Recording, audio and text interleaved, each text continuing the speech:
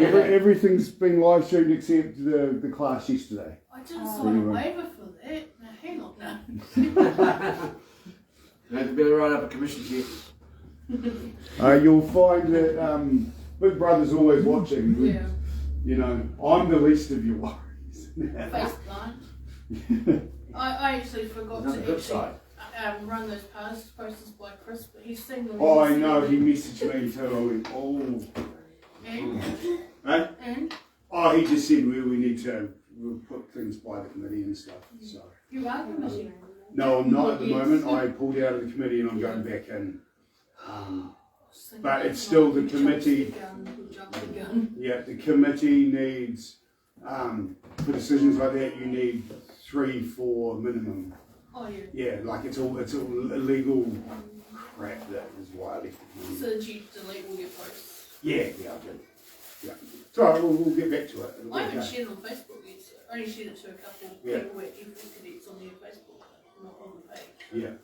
Oh, if you want to test how in agreement everybody is, you give me the post-it.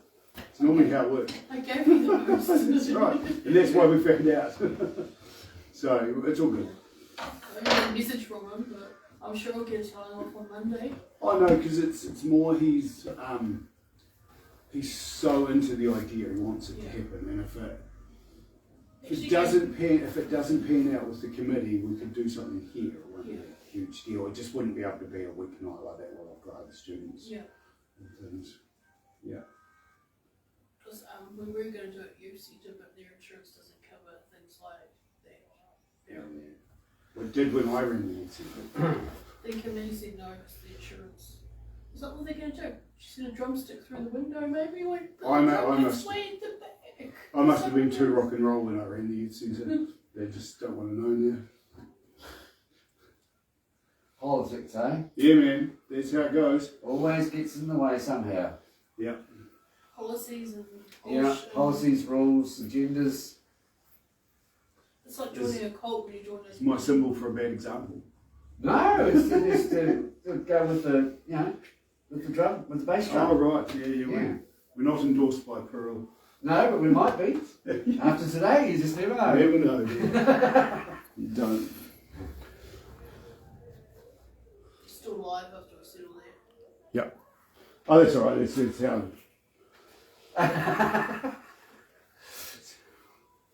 Oh, yeah. We did just have a certain discussion, didn't we? Can you edit that? Can you get to... I can, but it won't be live and you lose your... I know, I'm only joking. No, no, we didn't say anything. No. It's only superpower countries that can hack satellites and do that sort of thing. Yeah, that's right. you watch your mouth. There's far more problems. I didn't name any. Far more problems with your knowledge than... Yeah, we'll stick to drum knowledge today. Is Piggy the one with the cool guitar? Yes. Yeah. Awesome. Yeah. I think that one's a wee bit flashy for me live. I didn't think there was such a thing, but she found it. Look, yesterday I was singing the whole time. I had an eyelash in my eyeball for like 3 hours. Yeah. Finally got it out. Feels like a piece of glass, doesn't it? I get them under my contact lens. Oh. And I think that my contact lens has got a tear in it. Yeah. And I take my contact lens out and there is irritation still there. Oh, it's because the eyelash is under my lid. The contact's pushed it all the way up to here and it spends all the day rotating and slowly working its way out. And stretching your eyes, it goes. I was actually stepping my foot trying to get it out. I'll try that. It's like a reaction. The vibration might make it come out quicker. I don't know, it was like... Worth a try. If I was running my eye yesterday, it wasn't because I was bored, I was like frustrated. No, yeah. My eyes are super sensitive.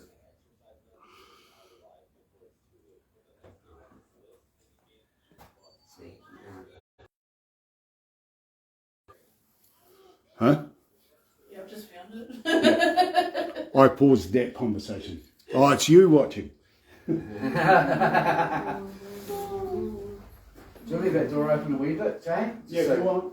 Yeah, just so people don't think that it's closed, you know, there's an invitation to walk in. It's a lovely day to be out and about anyway. Alright.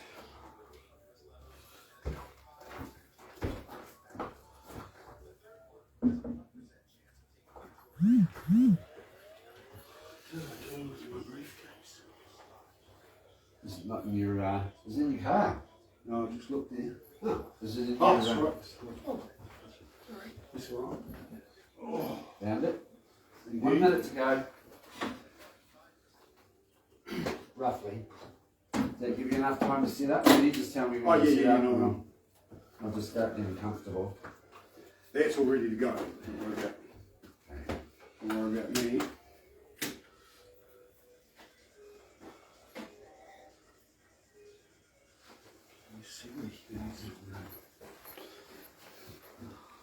Do you need to do a volume level check? No. No, I've done those settings and they're set there all the time. Lovely. That's what John So you're not going to do the front row. we If I have take to be the, like this with the Mexican way. if I take the front row away, you're no longer the cool back row kids. So I sitting at the back of the bus. Okay.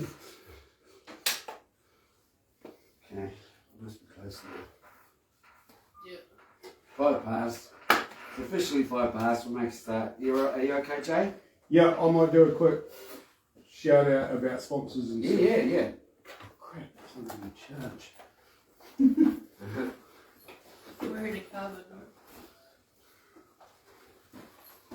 All right, and welcome to Mark's Drum Workshop today. I have a little idea about what he's doing, and it's going to be really exciting and good for any type of musician to do songwriting or anything of that sort. I just want to do a quick shout out about the funders, the Arts Council and the Waitaki District Council. None of this would be possible without them. They've come on board and given us some coins to pay some amazing people in town and out of town, and infrastructure for live streaming and things like that for podcasts and things. So we thank them and look forward to a long relationship with them. So without any further ado, Mr. Mark Reeves. Thanks, Jay. Okay, I'd like to welcome everybody here today, and thanks, Jay, for the introduction. It's Jay's music school, Jay Bedford Music School, that we're hosting this session in, and this is the studio where we do all the drum lessons. This is Jay's drum kit, Jay's music drum school kit, the Pearl kit, and my cymbals on here, my snare drum, and the rest of Jay's kit down here. So I'll be doing a few demonstrations on some basic stuff that all drummers should know, and probably some stuff that some drummers don't know, which is very essential for looking after your equipment, and just a few little bits and pieces that quite often get overlooked. Cymbal care being one of those things, and cymbal technique. A little bit of a focus on tuning, but very briefly. And then towards the end, Jay and I are going to look, after I demonstrate some basic grooves, how to put basic grooves and some basic cues, which is specific types of drumming or fill-ins or things that give a little bit of a roadmap for the other musicians who you're potentially playing along with or working with, to know where you're headed within a song. So there's a little bit of like songwriting 101, if you like, from a drummer's point of view involved there, and that would be in relation to playing with other musicians, and Jay's going to demonstrate that with me. So he's going to do a little bit of acoustic guitar. We're going to do a ballad together, an original song which Jay wrote, and we're going to work on that together, and we construct, a drum rhythm and cues for the melody and the rhythm that Jay has written, and the lyrics obviously as well. So it's a whole construction, but we're going to do it as a rhythm section. We're also going to do another one which is more of a rock song after the ballad, or even the ballad after the rock song, doesn't really matter. And the idea is that that's a contrast, and the rock song itself will be played on bass. So Jay's going to go over to bass guitar for that one. And that would emphasise the link between bass drum playing with a bass guitar. Because generally, if you're playing a drum kit with a bass player, music sounds a lot better if you can actually have your bass drum in sync with the bass guitar. It doesn't always have to be that way, because obviously styles like funk and jazz, there are different types of rhythms which are like counter rhythms and syncopated rhythms and so on, where the bass and the drums don't always play the same notes together. But when it comes to rock music, in particular the original song that we're going to demonstrate today with the bass guitar, what it tends to do is it tends to tighten the music up. If you pull in the bass drum and you pull in the bass guitar together, and those notes are, singularly played in a structure, it leaves space in the music for other instruments like rhythm guitar, lead guitar, especially for the vocalist. It's important to have space for a vocalist, not just provide a tempo, but it's also in your song structure. If you play the bass guitar with the bass drum and they're tight together, it makes the rhythm easy to listen to, and also it creates a bit of a feel, a bit of an emotion, if you like, in a rock sense, but it leaves space for everybody else to do their job as well and contribute their bit of music and the entire song. Okay, so that's pretty much the introduction. I was going to ask anybody here, does everybody here have a drum kit at home of any kind? Any drummers here? Yep. What sort of gear have you got? Just briefly. Is it electronic or acoustic? It's just like exactly like one of those. One like this? Yeah. Yeah. What brand is it, if you don't mind me asking?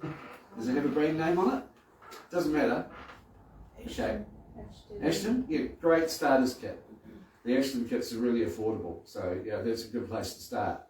One of the things about beginner kits is that when you get a beginner kit, depending on what the store does for you, it can be tuned, or if it comes out of a box and you have to put it together yourself, it may not be tuned the way you like it. So do you have any tuning issues with your drum set? Does it sound the way you want it to sound? Does it sound like a recorded drum set, or something on a record, or something you would hear on the radio or iTunes, YouTube, etc.? Does it have the sound that you want, that you like?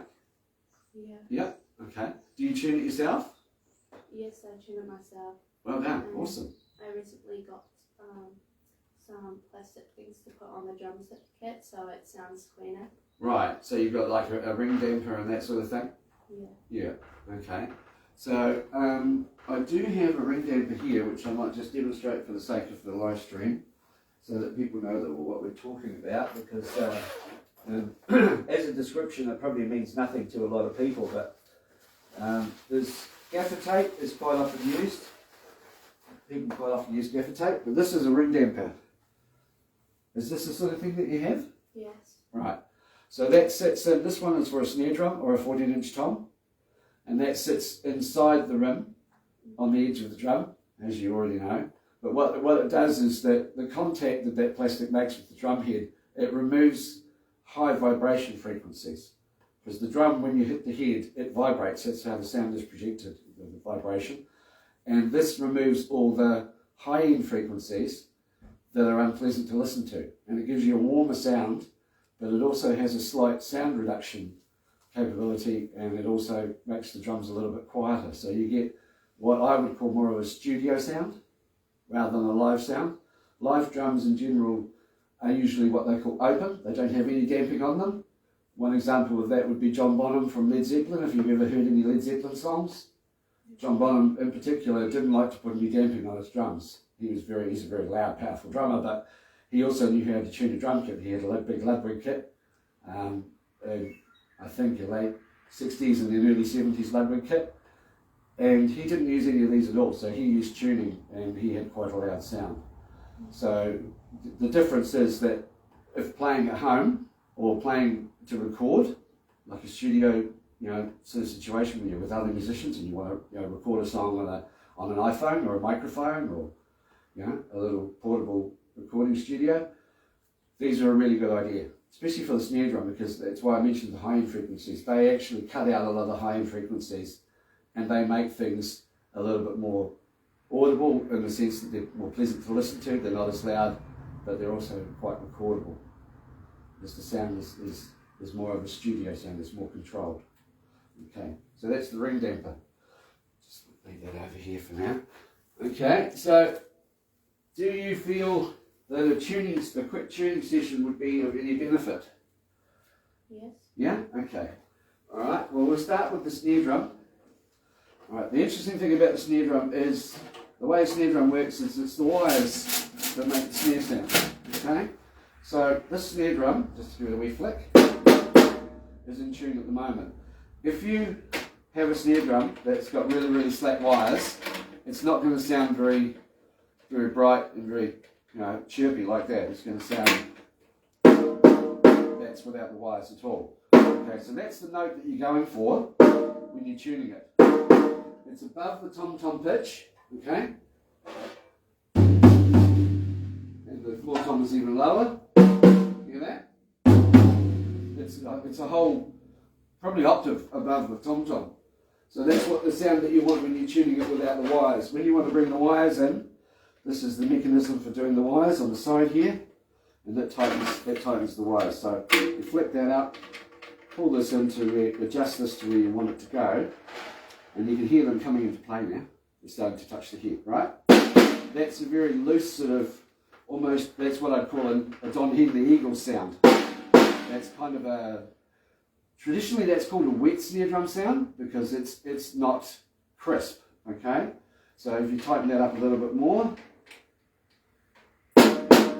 that's still a studio sound, right? But it does affect the tuning as well because the pressure on the bottom head, when you tighten it, does push the head up in pitch, right? So if we keep going, we get a little bit tighter. It's starting to get tight now, right? That's a higher pitch as well, okay? So that's about as far as we want to go. That's probably about where it was before I loosened it. Okay. So that's a good tight snare drum sound. That'll record quite nicely. Okay. Still got a bit of wire sound in it. The wires are still coming through, but the snare drum sound itself is quite focused. It's quite tight. Yeah, it's sharp. Yeah, it's a good description, and it's got a bit of volume and a bit of tone to it. Right, so that's that one. Just a quick demo on tom-toms because obviously most people will start with this snare. When it comes to a tom-tom, you've got two heads to tune. You don't necessarily have to tune the bottom head on a snare drum unless it's really, really loose. And then you'll know because it just will sound out of tune. The pitch will if the bottom head is too loose, the pitch will drop when you hit the drum and it'll go boom. The pitch will go from the pitch of the top head when you hit it, and then the sound will drop downwards on a downward spiral, and it'll sound ugly.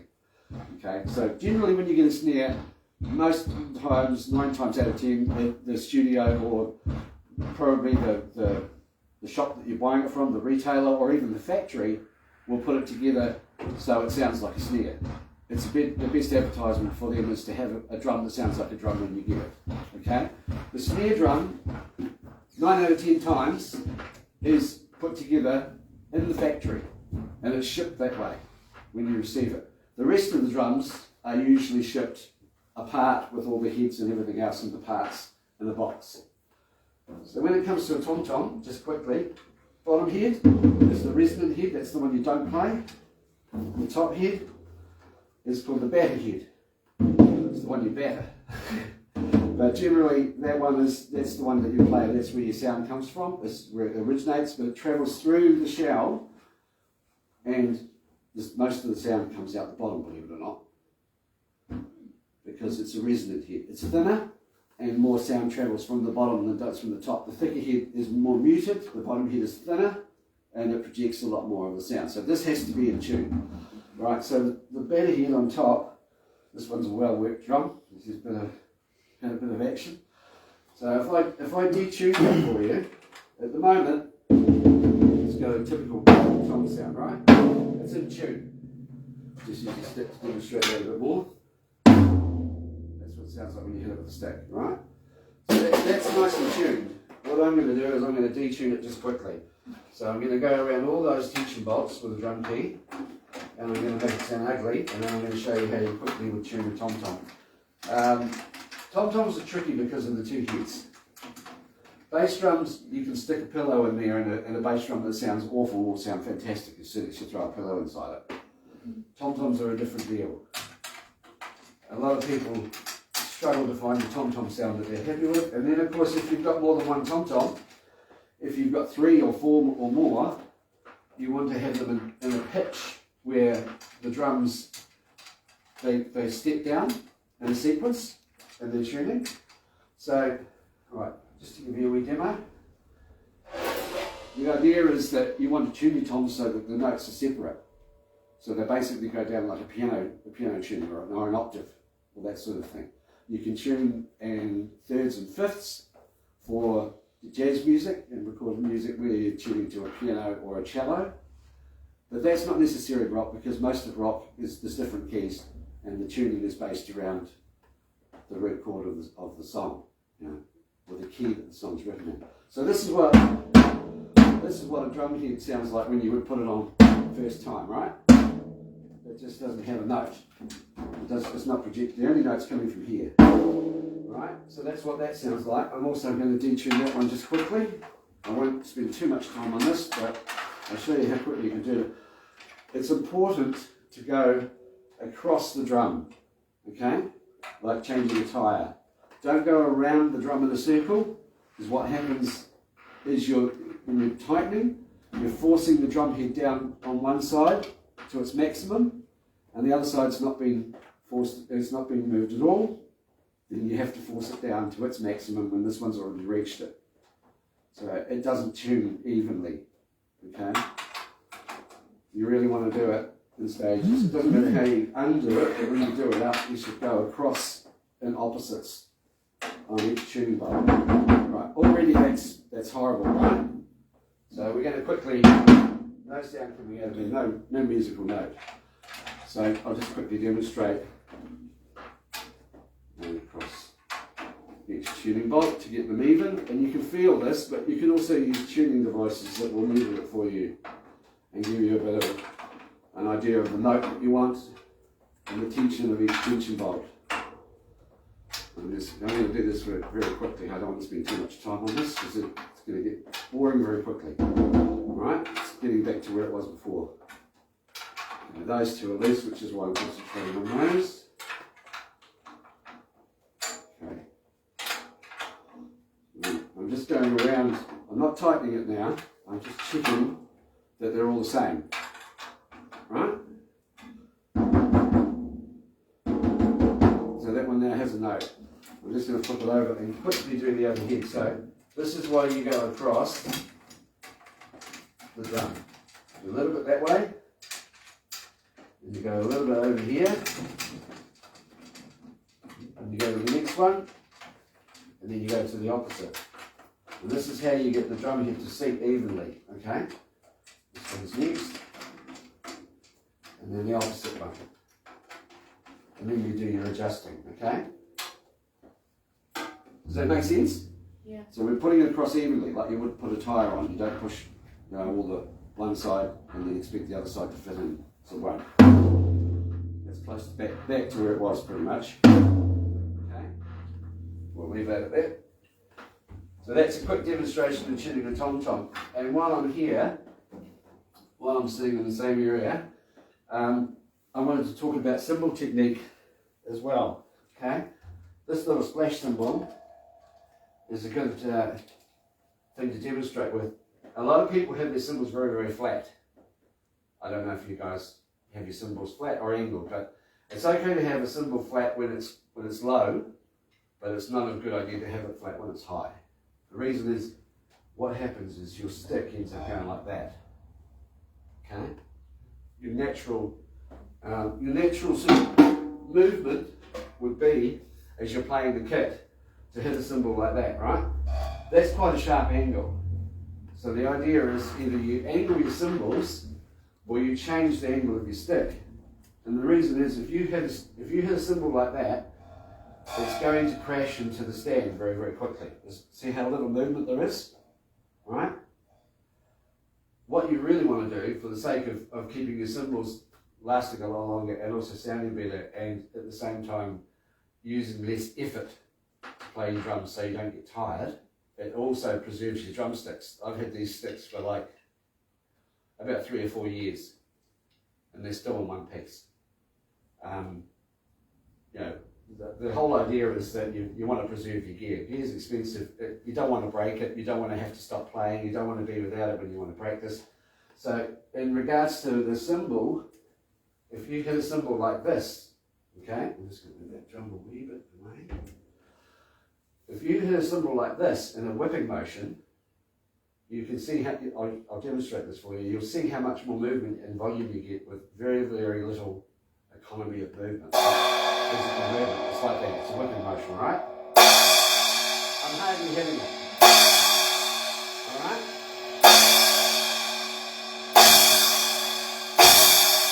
So what's happening there is the stick, this part of the stick, the meaty part of the stick, is coming down across the top of the cymbal and it's hitting it on that angle. So instead of being around about anywhere between 90 and 60 degrees, you're now around about anywhere between 15 and 25 or 30 at the most, depending on the sort of motion that you're doing and the angle of the cymbal. Because it's really important when you're playing, I'm talking about economy of energy, is that when you sit down, you want to be at 90 degrees. Your legs want to be at 90 degrees. There are some drummers, for some reason, who have their stools up like that and they look like they're standing.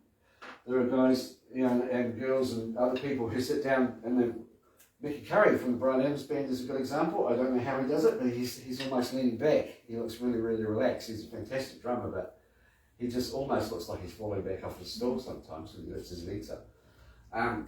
The best position for balance and to conserve energy in your muscles is to sit down at 90 degrees. Good for your back, good for your leg muscles, means you probably won't get cramp and you don't feel like you're fighting your body, because you want to be relaxed, you want to be able to breathe while you're playing drums. If you don't breathe, you build up lactic acid in your muscles and you get cramp and your energy, you'll use up all your energy really, really fast and you can't play for long periods of time.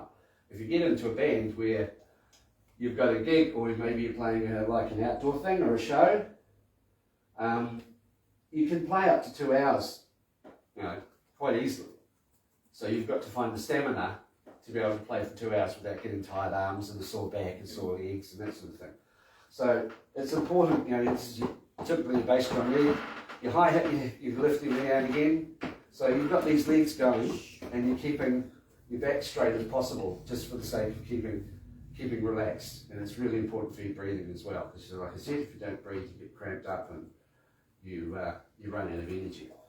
Okay, so the thing with cymbals is it's good to have your cymbals and your drums anywhere in the area where you would have your arms like that, right?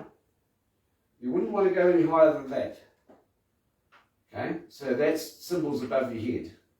And the reason is, as soon as you get your arms up above your heart has to pump blood harder around your body. You're using more energy, you're more likely to get worn out, and you're more likely to sort of use a lot more breath and everything else doing it. So that means you're going to get tired. So you don't want to have your arms above that level. Ideally, you want everything eye level and nothing below your navel as far as cymbals go, right? It's okay to have drums down here, but you don't want to have your arms playing down this way either, because then you're forcing your arms down. You're going past that 90 degrees, right? 45 within the 90. Everything should be reachable. If you start having to reach down to your drums, it's an unnatural movement, and these muscles are going to tighten up, right? So everything should be, your arms ideally for your drums should be like this, right? And your wrist action as well helps, you know, for relaxation. You don't want to use all arms, that's going to cramp up as well. But the idea is with your cymbals, don't have them above the level of your eyes if you can help it. Set up your kit so your cymbals are like just in front of you, all right? At that level. That's comfortable and that's comfortable. You don't want to be up here, you don't want to be up here. Just conserve your energy. All right, so that's enough talking for now on that subject. I just want to show you some basic grooves. We've done drum tuning, we've done a bit of cymbal care and maintenance. Now, what I've got here is I've got a 14-inch hi-hat, I've got a 17-inch thin crash, I've got an 18-inch medium crash, and a 20-inch ride. And I've chosen that because they're quite versatile. Okay, we've got a 14-inch snare, 14 by 6, I think, and we've got a 12-inch rack tom, and we've got a 16-inch floor tom with a 22-inch bass drum with a pillow in it. Okay, so just to demonstrate a couple of basic grooves, your typical music and rock, which is what we're demonstrating today, for the sake of simplicity, is 4/4. There are variations on that. 2/4, for instance. If you think of it, I'll give you an example of a song. Rebel Rebel with David Bowie is basically that's a 2/4, right? 4/4 is half of that.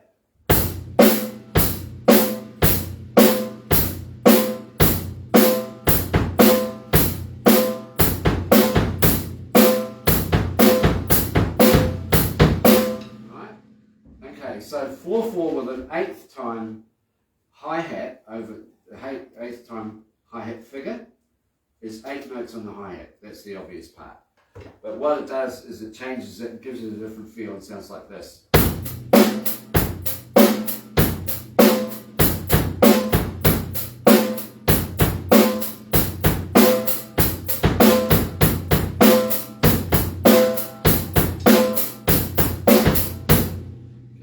So now you've got more notes going on the hi-hat. There's notes in the spaces.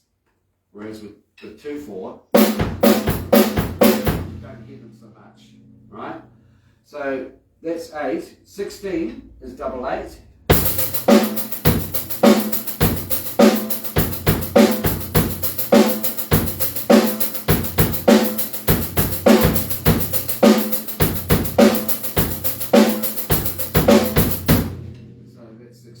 Right?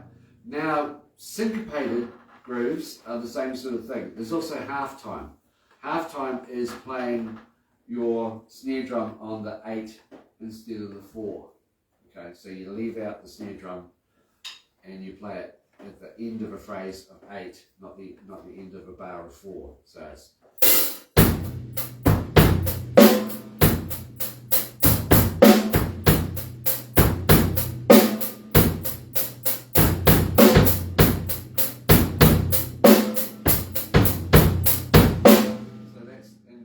got a syncopated feel as well, because I'm moving the bass drum around to emphasize the fact that there's space before the snare drum. Okay, so that gives you a little bit of what's called syncopated. If you were to do the same thing with 16ths, it would be.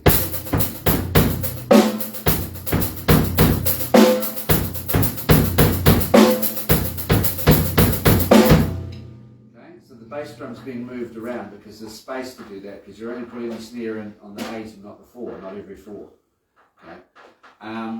Syncopated 16ths with a drop snare, which is moving away from rock slightly, is getting towards more of a funk sort of feel, is like this.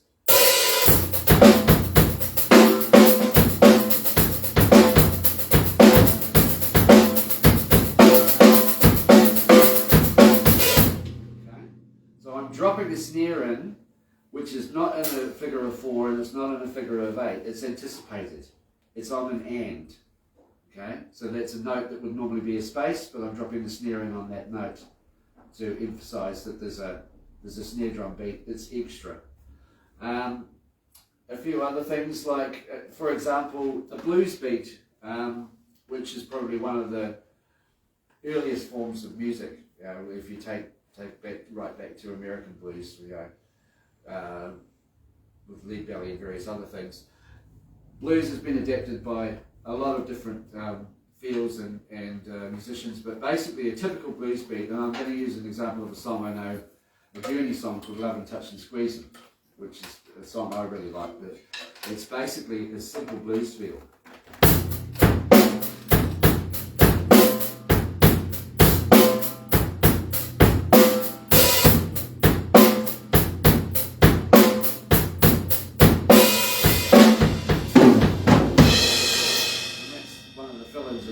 song. So that's based around threes. Blues is based around threes. You've got 2,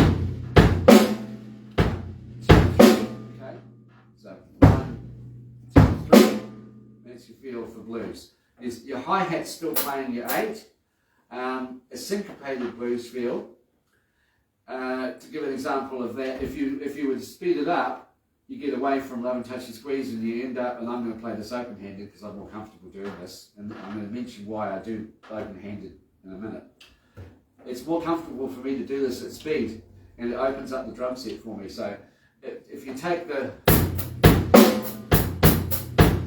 love and touch and squeeze and then the Journey song, and you speed that up, open-handed, you get something that sounds more like everybody wants to rule the world, which is Tears for Fears. Like it's a lot faster, okay?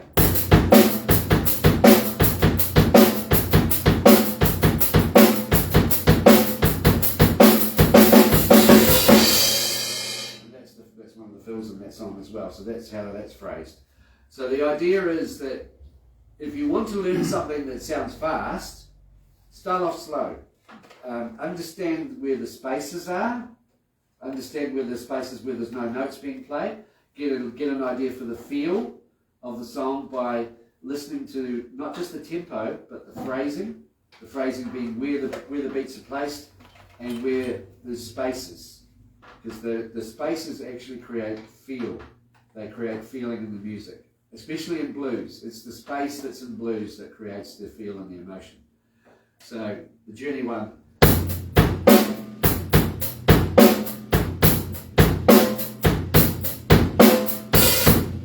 And just take it, speed it up, and you get.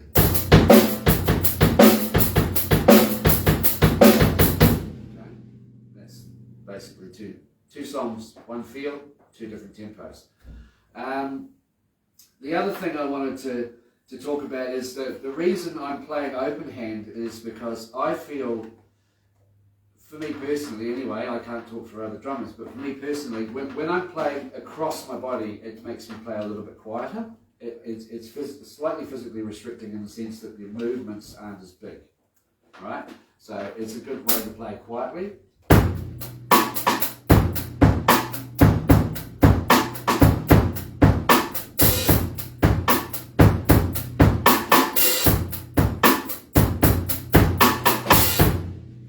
So that's a bit quieter. I'm pretty heavy on the bass drum. I always have been. I like a big bass drum, and I like bass players to hear what I'm playing. And I like to be able to, like I said before, lock in the bass drum with the bass guitar. So I tend to really play the bass drum heavy a lot. It's one of the things I like to do. Okay, so I wouldn't obviously play a rim shot in open hand. There's no point in doing that. But what it does when you're playing the kit, if you go from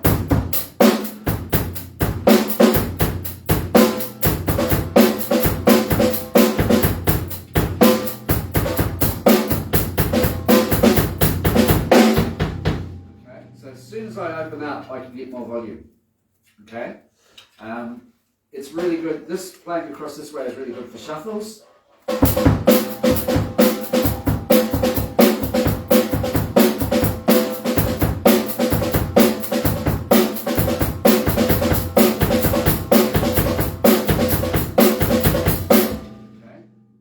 Dynamics with that. When I want to play open, it's usually straighter music.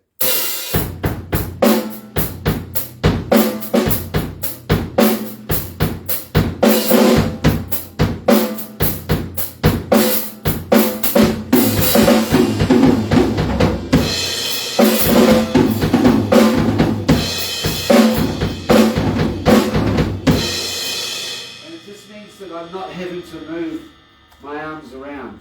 Obviously that's a bit louder, because when I open up I like to play louder. It just means that you've got if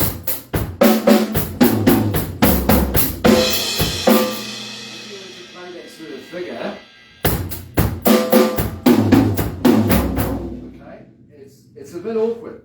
I find that a bit awkward and a little bit off balance. So I like to play open-handed when I need volume and I want to move around the kit. I can just use this hand and keep this hand going on the hi-hat. So that's the idea behind that.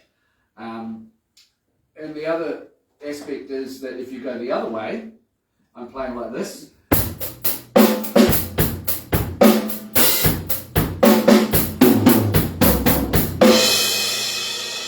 If you want to reverse it, I'm now going to play the right, so I'm going to play the snare with this hand.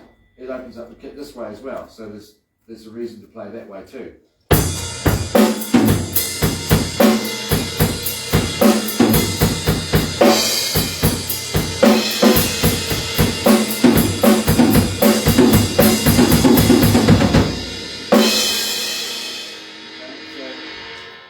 So the idea is leaving the kit open means that you're not always doing this and you're wasting a millisecond or a second and losing a beat, okay?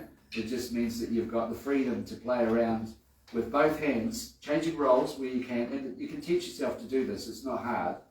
You just have to train yourself that there's a rhythm over here and there's a rhythm over here, and that I have to play the snare with the left hand or the right hand. I'm playing the tom-toms with the right hand or the left hand, and it's a good thing to practice. And another really good thing to practice just quickly is the triplet. Because with triplets, it's just 3 notes, okay? That's a tom-tom triplet.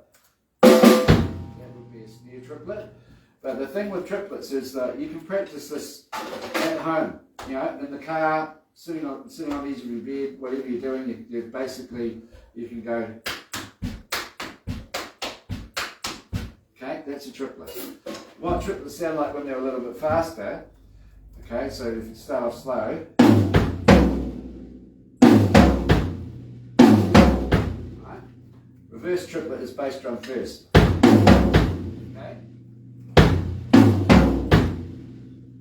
so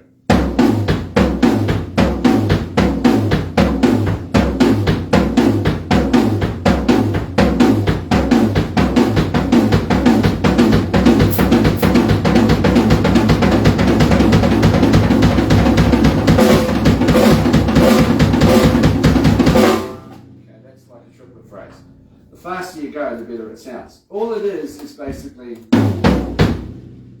and variations of that around the drum kit, or okay, it's the reverse triplet with the bass drum first. The last thing I'm going to do is my own demo before I call Jay in to play some songs with me, a couple of songs. Is a solo is a good idea for teaching yourself a few different things. If you find you're doing the same fill-in every time, or when you hear a song, you hear, like typically a lot of people play like this.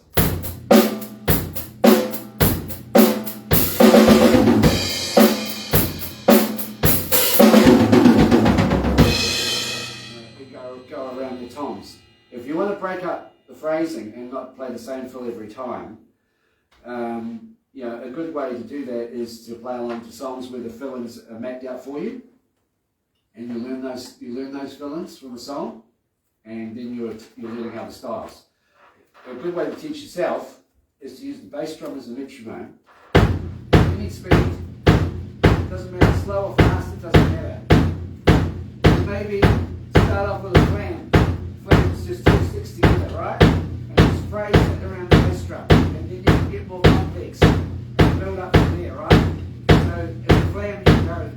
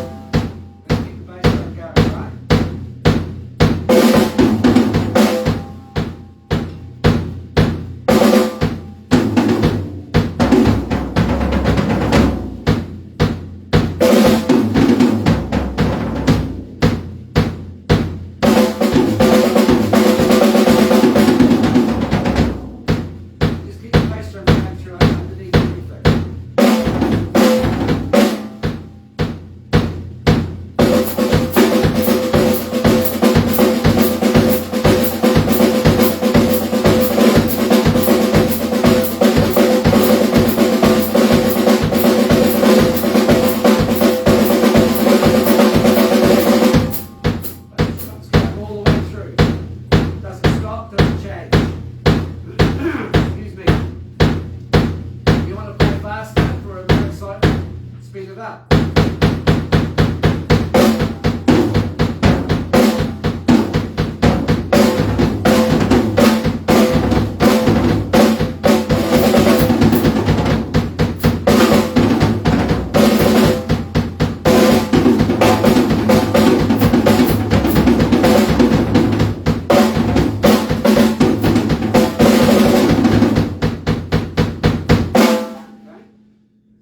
Means that it's a format for experimenting. If it doesn't work, try something else. But the main thing is that you're using your bass drum at any speed as a metronome to keep you in time. Because the most important thing as a drummer, the thing that people will rely on is you staying in time.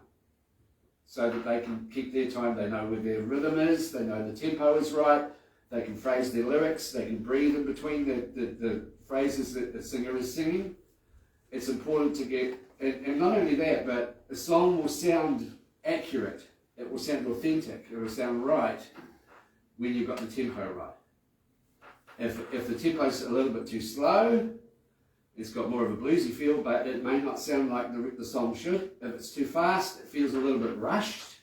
A lot of, as an example, a lot of bands, I wouldn't probably give any examples, but most bands would probably play with the intensity that the Foo Fighters have, and the Foo Fighters have intensity in the studio. They don't need to play faster, but a lot of bands will take a song and they'll super speed it to make it more excitable and more intense for an on-stage performance. So there's more energy and there's more excitement in the arena. It won't necessarily sound like the recorded version that they originally did. So, the point being is that tempo and rhythm are really important for a song for consistency when you're playing with other musicians. It's natural to want to play a little bit faster for excitement to a live audience, but if you're doing recording, or if you're playing covers and playing authentic songs to an audience at a wedding, or a birthday party, or some sort of gathering, even a kind of a show or a concert or a music festival, you really want your songs to sound like they should. So, keeping your timing and your tempo is really important. So it's really important to have, you can keep your hi-hat going during things as well. And you keep your hi-hat very, very subtle, very, very quiet. Just to count yourself into something. Right? Away you go. But it's important to have some sort of reference, because if you have a reference, you're going to be in time, you're going to play the right speed, the right tempo, and all the other musicians are going to appreciate that the music sounds the way it should. Okay, Jay? Good. What we're going to do is we're going to play a couple of examples of two songs. What do you want to start with? One's a rock song, excuse me, one's a ballad, and I just want you to, if you can, have a wee listen to how we phrase the guitar. Hi-hat and guitar go really well together because they've both got an acoustical feel. Acoustic guitar and hi-hat have a commonality where they have a percussive sort of rhythm in the same way that someone would play slightly muted strings on a guitar. Bass drum tends to go with bass guitar. Okay, Jay? Okay.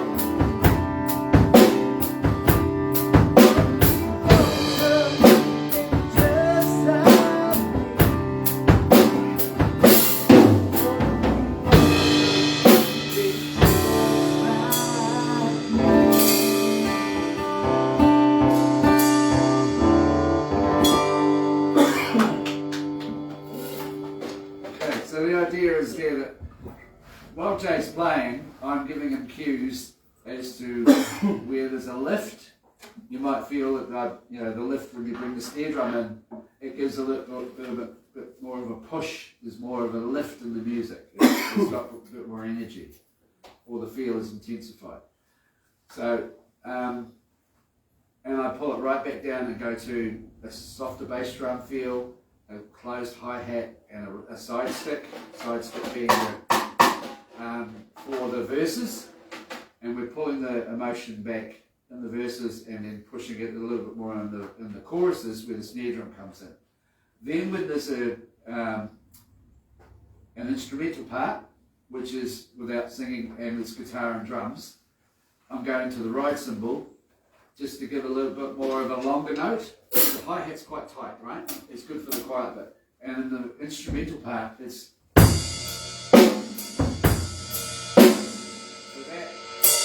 note on its own rings on a lot longer and it fills up that space.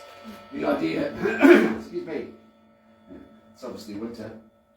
And that note fills up that space and makes the part where there's just acoustic guitar and drums sound more full because it's a longer note. And of course the bass drum is a little heavier and the snare drum comes in and it's a lot sort of crisper than say the subtle side stick. That's the idea, it gives another lift again.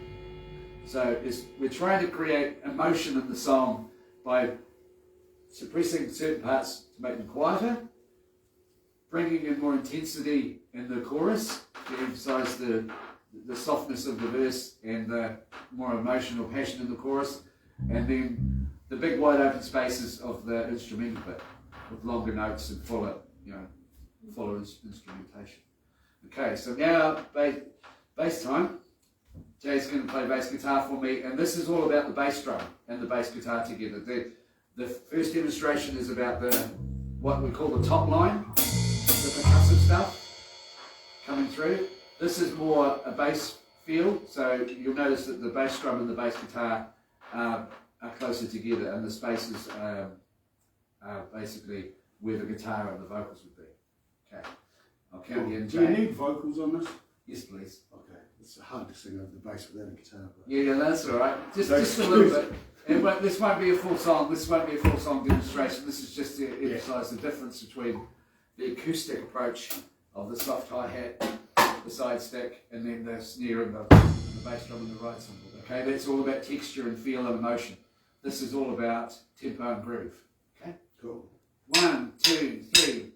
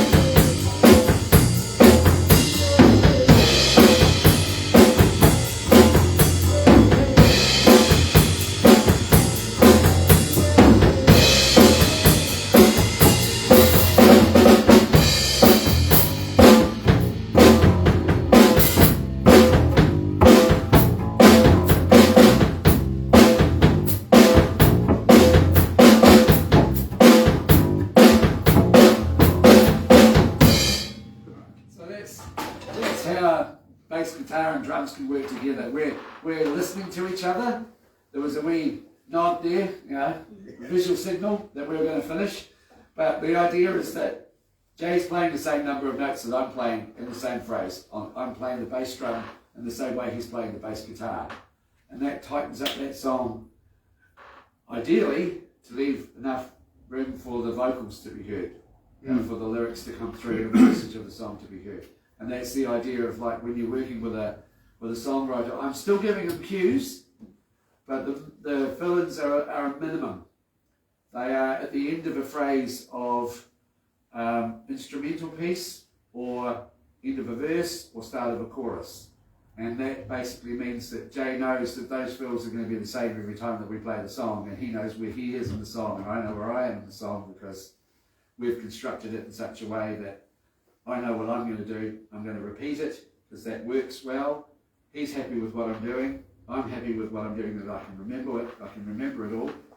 And the theory is that it makes the song have a certain feel, and most importantly, the lyricist, songwriter can sing, and everyone can hear all of the words, hopefully.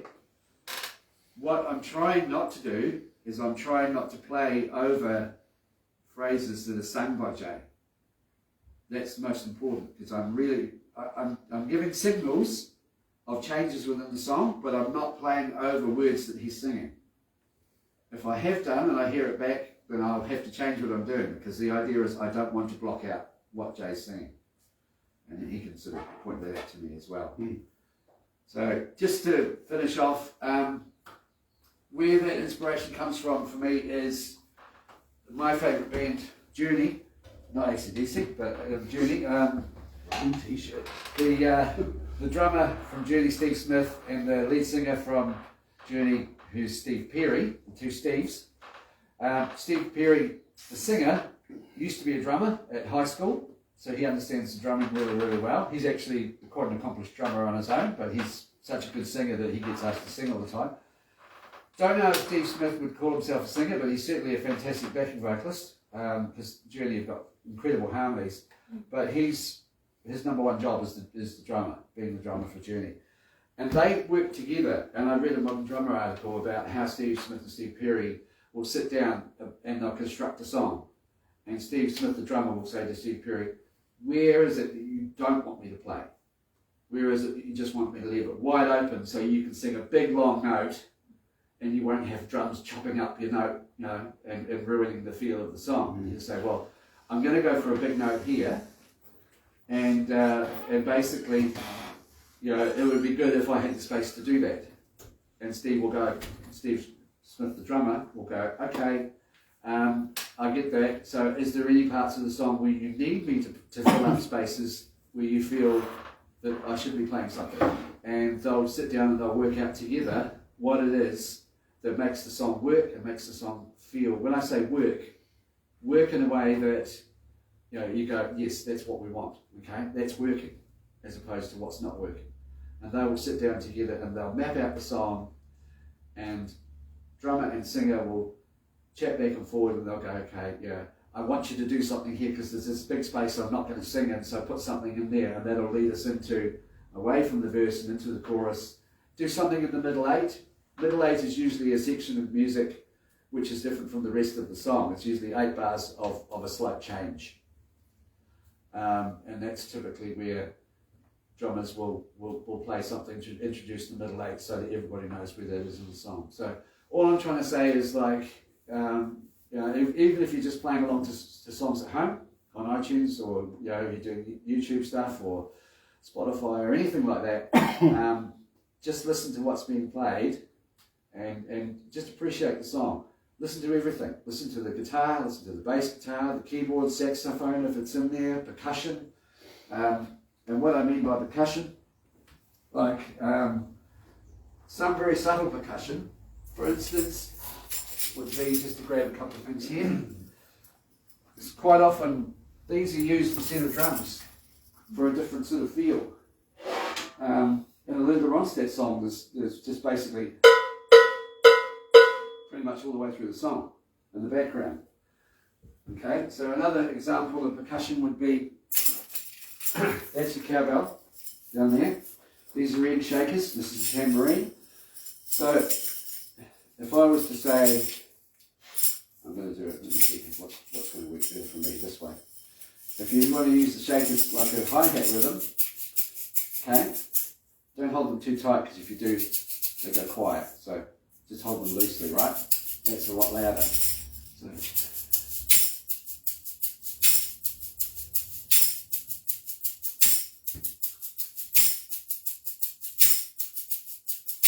okay, so that's a rhythm in itself, and that's good for starting off or playing something that's a cappella. If you want to join in, and you think, well, the drums are too loud, you know. I mean, these people are just singing with their voices, but I feel like I want to play along and I want to provide a rhythm, or they want you to provide a rhythm.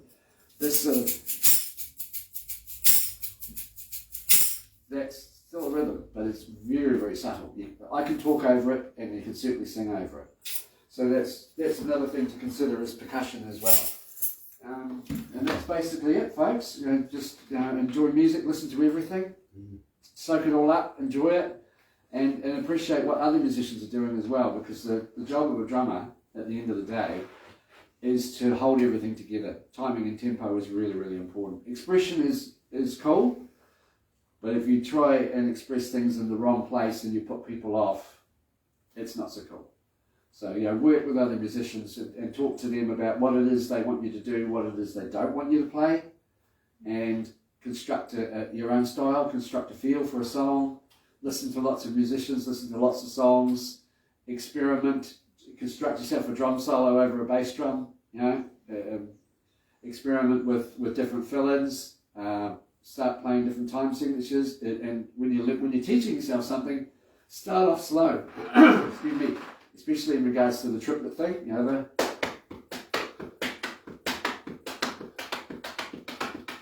and you get faster and faster and faster, right? And it sounds cool when it's fast. Don't do it standing up. You've got to sit down because you don't have any balance when you're standing up. You've got to be sitting down. But the idea is that sort of thing done fast is really, really cool. And it sounds, you know, amazing at speed. You know, it sounds like a herd of buffalo.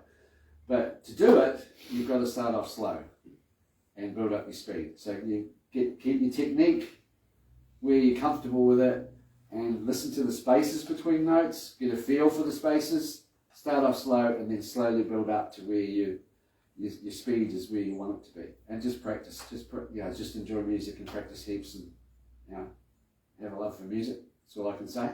So thanks everybody for coming, and it's been enjoyable. Hope you got something out of it. Yeah, you enjoyed it. Thank you. Thank you. You're welcome. Just in closing, I want to do a quick shout out, especially for the live stream, about our sponsors for today. The funding came from the Arts Council and the Waitaki District Council. Just in closing, like as the songwriter, having a drummer who understands songwriting and realises that whether it's covers or songwriting, it doesn't matter. We're telling stories, and for the drummer to get it, like the song, we always think the song is built from the guitar and the voice, but it's actually built from drums up once you get into a band environment. And if they get it, you're away laughing. Yeah. Thanks, Jay. Cool. Cheers. Thank you very much. Sweet. Thank you, everybody. Is she able to ever try that 3 that you're saying? Sorry? Is she able to ever go that triple just like that before you go? The triplet? Yeah. Yeah, sure. Just to see if she's got it. Yeah, have you got some sticks? Yeah. Yeah. Just before she goes home, Yeah. so we practice at home, as soon as we get home. Okay. Yeah, go. Okay. Let me know if that seat's too high for you, because we've got a lower one here to save changing it around. If you feel that's too high, we can put a low one up. So you just sit down and see how comfortable you are. Does that feel? Do you feel like you're too high up? Oh no, it's perfect. It's alright? Okay. Yeah, so definitely keep your foot on the hi-hat for balance, because what you're going to be doing is you're going to be moving your bass drum a lot, and you're going to be over this side of the pitch. So the way I was playing it, I was going full tom first, tom and bass drum, but you don't have to. Okay. That's it. Yeah. So just do it slowly, so that the phrase is really obvious to you. and then slowly build it up, slowly wind it up, because the spaces are really important. The spaces between the notes is what makes a triple work. If you don't have a space, it tends to sound like a three-legged horse. That's it. That's fantastic.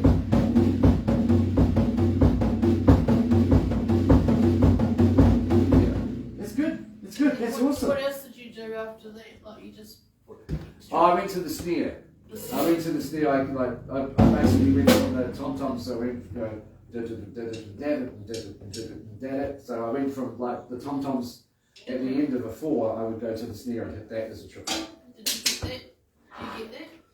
But that's something that you can build up. I mean, what it does is it breaks your concentration. So you're best to just do the tom-tom one with the bass drum first. And then when you get to a point where you think, well, what can I do now to make it more interesting? Go over to the snare drum, because it does break your rhythm a little bit. So you want to get that. It's kind of like a motion. It's kind of like a locomotive. You know, it's got that. Yeah, kind of. It's something that seems to have a natural feel to it. Even though it's in 3s, the only difference is you're missing out the 4th beat. So that becomes the space. Yeah. You know. Did you get it? Yeah. Yeah, good. And Awesome. yeah, just start off slow, because that was really good what you were doing. I was really impressed. She's a great drummer. Yeah, picked it up really quickly. The hardest part about it is when you get up to speed is keeping control of the space between the notes. Yeah. Because you can easily slip the bass drum in a little bit too fast and it puts the rest of the triplet out. Yeah. So that's why you should build up slowly. You know, really obvious at the start and slowly build it up. That's awesome. Thank you. Yeah, really well done. I'm impressed. Well, you should see Pick what it you up real can do. Well, it's a fun thing to do because it's a good physical exercise in coordination. But you can, like I said, you could be anywhere. You could be just sitting in the car waiting for someone to get you a milkshake from the dairy. You know, you're just sitting in the back of the car and I feel like doing some drumming, but I can't. So I'll just sit here and I'll just go.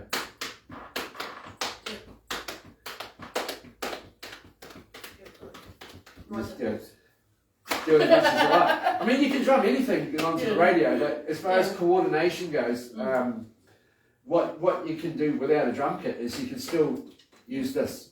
The bass drum's really, really important. I think the bass drum's underutilised and probably a little bit understood, because everyone thinks that the snare drum is the most important part of the drum kit because that's what you hear, that's what comes through. But when you're playing songs, this is really important. Yeah, like you said, it's a metronome. Yeah, it's a metronome not just for you, but for all the other musicians as well. Because you like with halftime, you're missing out the 4 and you're only playing the 8, right? You're playing the 8 at the end of a phrase of 8, and there's no 4 on the snare. So the thing that's doing the notes in between is the bass drum. That's what's keeping everybody in time in the halftime group. It's not actually the snare. The snare is the downbeat. Like I know we're finished, but you know the Queen song "We Will Rock You." Yeah. Do you know that? We know that one. It started off like, I don't know if you've seen the video, but it's basically like this. They're on a podium and they're all going. That tempo. Buddy, you're a boy, and so on and so on. Okay, so Roger Taylor, when they came to the live version, they can't all stand up in front of microphones and do that to 30,000 people. No one's going to hear it. So he goes like this.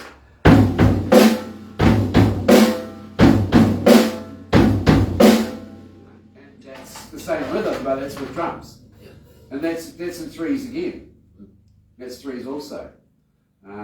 But I mean, it's a simple thing, but that's the first thing I teach my pupils is "We Will Rock You." Yeah. You play that quite often, that song, don't you? Yeah. Yeah. And then in the live version, there's a bit where it goes.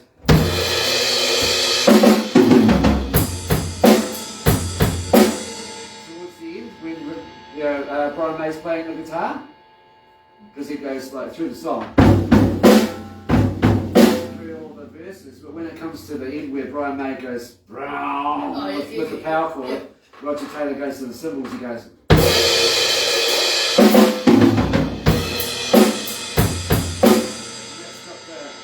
Down and down,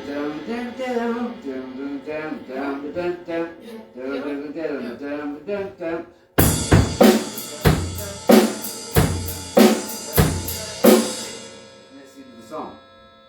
So he's opening up the ride cymbal to make that bit bigger with it, like I mentioned before with Jay. He's playing the ride cymbal in the instrumental bit to make it big. Yeah. So that's the idea behind it. But, yeah. Abby? Yeah. Yeah, thank you so much. Oh, It's you're lovely welcome. to meet you. Yeah. Sorry? Lovely to meet you. Oh, you too. Yeah, cheers. Much Yeah, appreciated. touchy, Thanks.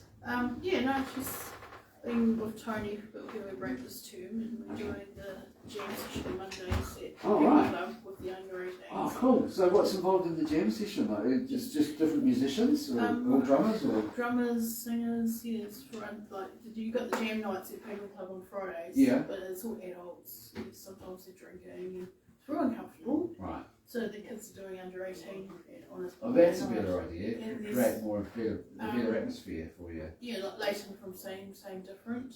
Oh, Do nice. you know him? And Pablo Jay from Wall. Myra. Yeah, I don't know everybody up here. And we had, I think, 9 last Monday. Yeah. Oh, cool. You don't want to be in a pub full of drunk adults because they No. don't know how to behave They can be themselves. horrible and judgmental. They're just like, you know, Yeah. we had a couple because they never even touched the guitar and then Right. come up and here we go. Yeah, well, it'd be Yeah. exciting. Yeah, all I can play is the recorder. It's them away from the screens as well. Yeah. Yeah. I was really impressed with the way you picked up the triplets. Had you played that phrasing before? Well, yeah. Yeah? Kind of, yeah. You can see what it would feel like when you get up to speed as well, and Yeah. the intensity. Yeah. But yeah, really good exercise for coordination. Yeah. She's been playing recently with Julie Barclay. All right, cool. Jazz. And, yeah. It's quite, you find it quite hard those shuffles though.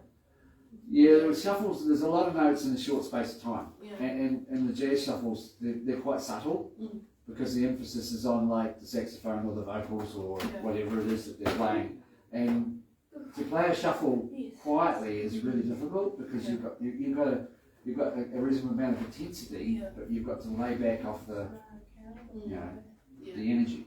But it's, it's all good. It's good Yeah. to through. Yeah. Oh yeah, you never stop learning. Like I said to Jay the other day, he said, "Oh, you've been playing quite a while now. Like, how do you find your approach drumming these days?" And I said, "Actually, I'm learning what not to play. With playing this original music, I said I'm finding that sometimes when I don't play something, it's better for the song than when I do. And if I do it, I think doesn't fit. Doesn't sound right. So when I was young, I wanted to play all the notes in the world. I had a big drum kit, tom-toms and cymbals everywhere. I was playing lots of Iron Maiden. I was learning Killers and Number of the Beast and all the songs. There was lots of drumming going on, but these days I'm really enjoying the groove. Is it still alive? Yeah. Oh, you're famous now. Yeah. I really would have turned it off. So I'm sure we haven't seen anything embarrassing. Not yet. No. No. But I'm really enjoying the groove. I'm pretty sure that's just Jay Bedford. Rather than Clive Beard from Iron Maiden, I'm listening to more Toto and more of the subtle sort of Hey, drums. guys. Yeah. Do you press finish? No, I don't know. What's the point having it on? I don't know what he's doing with it. He kind of just walked away with it and left it, so What's a it may still be man? going. Just leave it. Yeah, so I think as I'm maturing, I'm starting to get more of a feel for the subtleties of the music. My angst and my youth is sort of wearing off, and I'm starting to appreciate You like this dynamics. splash, don't you? Yeah. Yeah. She likes the Just splash. turn the live stream off. Yeah, we were just discussing that. We didn't realise we were still live, but it's all. Oh, there's only 300 people watching you. Oh,